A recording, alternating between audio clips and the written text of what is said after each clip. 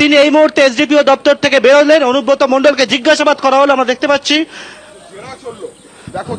এই মুহূর্তে অনুব্রত মণ্ডল তিনি বেরিয়ে আসছেন। 2 ঘন্টা জেরা এবং জিজ্ঞাসাবাদের পর অনুব্রত মণ্ডল তিনি কিন্তু বেরোলেন।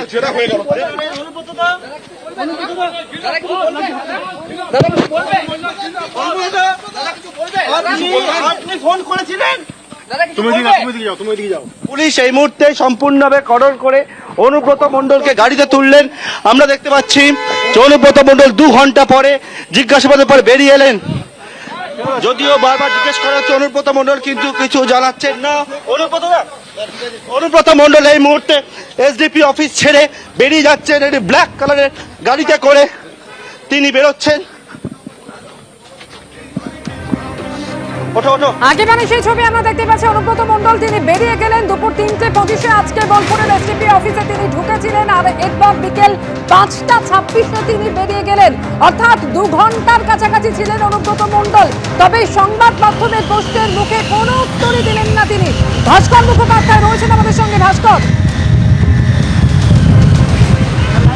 লাইভ চলছে।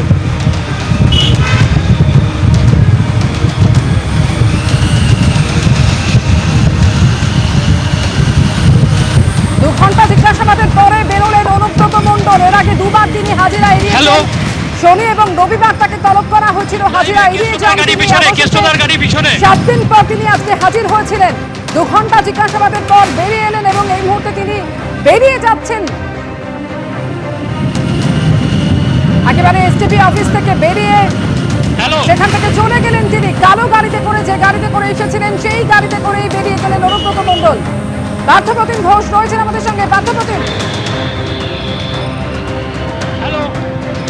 দেখতে পাচ্ছি সামনে যে কালো গাড়ি, কোন রকম পাইলট ছাড়া অনুব্রত মণ্ডল সেই গাড়িতে কিন্তু এই মুহূর্তে রয়েছেন এবং থেকে অনুব্রত মণ্ডল এই মুহূর্তে কিছুক্ষণ আগে 2 ঘন্টা জিজ্ঞাসাবাদের পর বেরোলেন। কোনো রকম কোনো কথা তিনি বললেন না, কোনো প্রশ্নের তিনি উত্তর দিলেন না। সোজা দেখলাম একেবারে হাসি মুখে অনুব্রত মণ্ডল যে এসডিপিও দপ্তর সেই দপ্তর ছাড়লেন। এই মুহূর্তে দেখতে পাচ্ছ যে গাড়ি সামনে কালো একটি গাড়ি এবং সেই গাড়িতে রয়েছেন অনুব্রত মণ্ডল, যার নম্বর WB448G0026। এই যে গাড়িটি রয়েছে ব্ল্যাক কালার গাড়ি, সাধারণত অনুব্রত মণ্ডলকে যে গাড়ি ব্যবহার করতে দেখা যায় সেই গাড়িতে নয়, অন্য একটি গাড়িতে অনুব্রত মণ্ডল এই মুহূর্তে সরাসরি দেখতে পাচ্ছেন দর্শকরা। সেটি হচ্ছে যে শান্তিনিকেতন রোড ধরে অনুব্রত মণ্ডলের গাড়ি, সেই গাড়ি এগিয়ে চলেছে এবং আজকে 2 ঘন্টা এসডিপিওর কাছে জিজ্ঞাসাবাদের মুখোমুখি হন অনুব্রত মণ্ডল এবং তারপরে সেই জিজ্ঞাসাবাদের পর তিনি বেরোলেন। কিন্তু অনুব্রত মণ্ডল তিনি কিন্তু একেবারে কোনো প্রশ্নের উত্তর দিলেন না এখনো পর্যন্ত।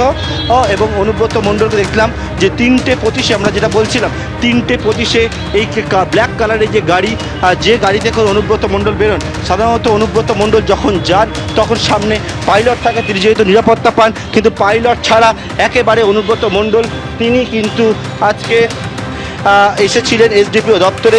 সম্পূর্ণভাবে যে রাস্তা, সেই রাস্তার বদলে এসডিপিও দপ্তরে যে রাস্তা দিয়ে যাওয়া যায় সেই রাস্তার বদলে অন্য একটি যে রাস্তা রয়েছে সেই রাস্তা দিকে অনুব্রত মণ্ডলকে দেখতে পাওয়া যায়। তিনি কিন্তু আসেন সামনের গাড়িতে অনুব্রত মণ্ডল তিনি এবং তার সঙ্গে তার আইনজীবী রয়েছে গাড়ির মধ্যে, পেছনের সিটে বসে রয়েছেন দেখতে পাচ্ছ।